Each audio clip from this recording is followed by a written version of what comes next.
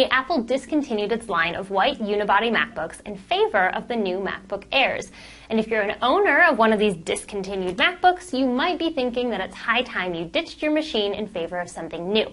But let's not be too hasty. These guys have something that the new MacBook Airs don't, and that's expandability. These MacBooks can be upgraded to 8 gigs of RAM and a whopping 1 terabyte internal drive, which is simply not the case for the new MacBook Airs. Hi, I'm MJ with iFixit, and today I'm going to show you how to really get your money's worth out of a white unibody MacBook by upgrading both its hard drive and its RAM. As usual, this video is a great overview of the process, but no self-repair person worth his or her salt would ever perform a repair without your specific machine. That all being said, I'm going to get my parts and tools together so I can get started. For this repair, I'll need a Phillips 00 screwdriver, a T6 Torx driver, and a plastic spudger. Now, rather than getting these screwdrivers separately, you might go for something like one of our bid driver kits. I'm using the 54-piece, but the 26-piece would do just as well. You're also going to need your replacement RAM and hard drive, depending on which one you're upgrading. To get started, we're going to flip the computer over and begin to remove the lower case by taking out all 8 Phillips screws that are holding it in place.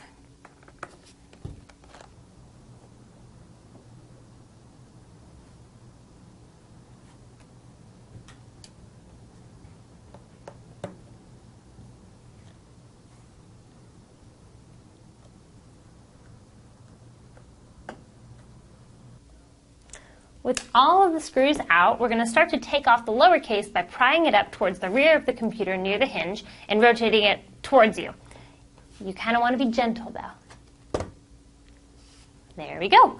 With the lower case off, we get our first glimpse of the inside of the MacBook. The first thing on our list to do is disconnect the battery, and that's held in place with a little cable here, and we're just going to use the flat end of our spudger to kind of pry up one side and then the other, kind of rocking it up and out of place.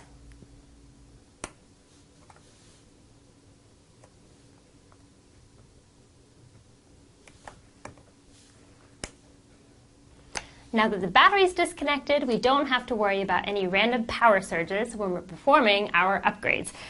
The first one we're going to do is the RAM. To get started, you can use your fingers or the pointy end of your spudger to release the little locking mechanism that's holding the RAM in place. And when it pops up like that, you can just pull it straight out. When you're reinserting it, don't forget to put it back in at an angle and then push it down until it snaps into place. With the RAM done, we're already halfway through with our repair, and we can move on to the hard drive. To get started with that, we just need to remove this bracket, which is held in place by 2 retaining screws. They're called retaining screws because they're not going to come all the way out.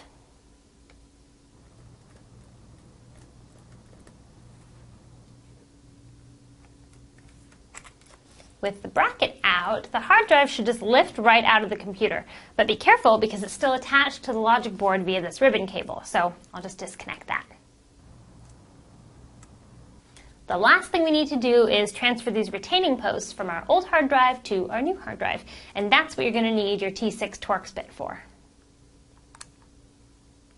Of course, you can find all of the parts and tools for this and many other repairs at iFixit.com. And if you run into any problems setting up your new hard drive, we